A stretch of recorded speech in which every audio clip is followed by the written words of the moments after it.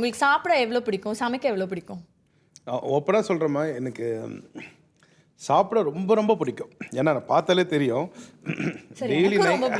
Daily night வந்து தூங்கும்போது நாலுலேருந்து கொஞ்சம் டயட் இருக்கலான்னு பிளான் பண்ணுவேன். பட் மறுநாள் காலையில் அது எப்படி தான் நான் மறக்கிறேனே தெரியாது.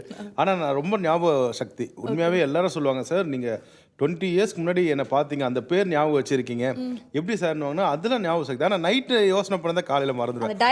டயட்டு மட்டும் எனக்கு எப்படி நான் மறக்கிறேன்னு தெரியாது. அட் சேம் டைம் சிலவாட்டி கம்போசிங்காக நடக்குமா, டயட்னு சொல்லிட்டு கம்போசிங் ஸ்டார்ட் ஆகும். ஆக்சுவலாக அந்த டயட் வந்து எனக்கு அந்த வேலையை பாதிச்சுது. அதனால தான் கொஞ்சம் பயந்துட்டேன். ஆக்சுவலாக என்னென்னு பார்த்தீங்கன்னா, கம்போசிங் ஸ்டார்ட் ஆகும்போது டயட்டு சொல்லுவார், sir hero opening song sir, நீங்கள் எப்படி விஜய் சாருக்கு வந்து ஏய் வாடா வாடா வாடா வாடா தோழா, அதே மாதிரி வந்து சிம்பு சாருக்கு வந்து ஒத்த விரல் காட்டுனா அந்த மாதிரி வேணும் சார்னும் போது நான் காலையிலேருந்து ஒரு பிளாக் காஃபி சாப்பிட்டு ஓகே கம்போசிங் சாப்பிட்டு ஒரு சாண்ட்விட்ச் மட்டும் சாப்பிட்லான்னு சொல்லிட்டு அப்படி கை வைப்பேன்.